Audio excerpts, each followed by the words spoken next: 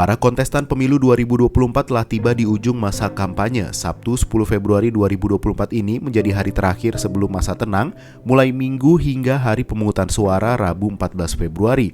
Beragam strategi kampanye dilakukan setiap pasangan calon selama 75 hari, mulai dari berdialog dengan rakyat hingga memanfaatkan platform digital seperti TikTok. Calon Presiden nomor urut 1 Anies Baswedan yang membawa jargon perubahan pada pemilu 2024 memulai kampanye pada Selasa 28 November 2023 di Kampung Tanah Merah, Jakarta Utara. Adapun Muhaimin memulai kampanye di Sidoarjo, Jawa Timur. Memasuki Desember 2023, Anies Muhaimin mulai menyasar basis suara Prabowo seperti di Bogor, Bandung, dan Karawang, Jawa Barat. Gaya belusukan digunakan Anies antara lain ke Pasar Rengas Dengklok untuk mendengarkan keluh kesah pedagang dan pembeli. Ia juga sempat menemui para santri di Pondok Pesantren Modern Nursalam, Karawang.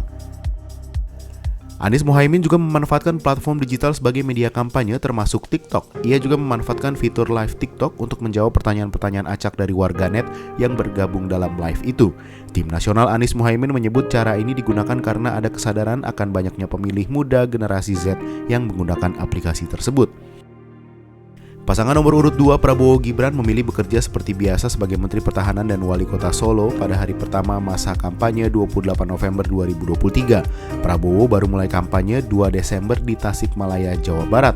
Adapun Gibran menerima rombongan pengasuh pondok pesantren dan majelis taklim di Jawa Tengah.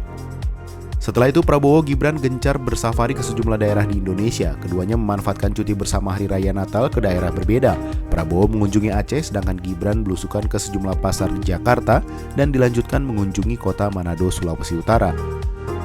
Adapun strategi kampanye yang dipilih Prabowo Gibran adalah bercitra gemoy. Gemoy ialah istilah dari menggemaskan. Gerak-gerik menggemaskan Prabowo itu kerap ditunjukkan di atas panggung.